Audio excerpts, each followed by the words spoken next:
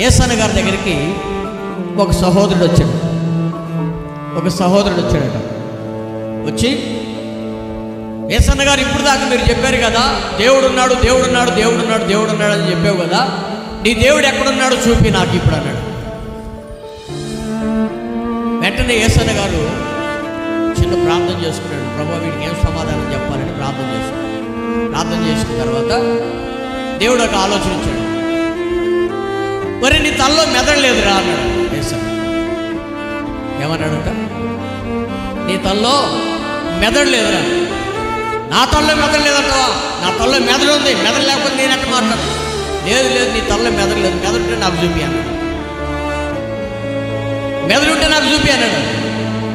యేసన్న గారు ఆ మాట కూడా ఎందుకన్నాడంటే, దేవుడు లేడనేటువంటి వాడు బుద్ధిహీనుడు అని రాయబడిందంట బైబిల్.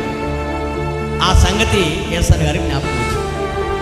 దేవుడు లేడనే వాడు బుద్ధిహీనుడు అనే సంగతిని యేసు ప్రభు వారు వెంటనే ఆ మాటను గుర్తు చేస్తే, నిజంగా వీడికి బుద్ధి అనేది ఉంటే, అంటే మెదడులో బుద్ధి ఉంటుంది, ఆ మెదడుని బట్టి వీడు వివేకం కలిగి ఆలోచన చేస్తాడు. కాబట్టి వీడికి మెదడు లేదనే సంగతి ఆలోచన చేసి, నీకు మెదడు లేదురా, నీకు మెదడుంటే మెదడు చూపి అన్నాడు.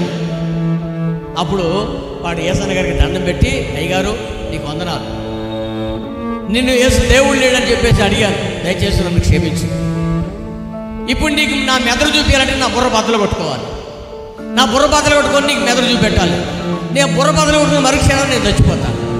కాబట్టి నీకు ఒక దండం, నీ దేవుడికి ఒక దండం, నీ దేవుడు ఉన్నాడని చెప్పేసి వాడు యేసన్న గారి దగ్గర నుంచి పరిగెత్తుకుంటా వెళ్ళిపోయాడు.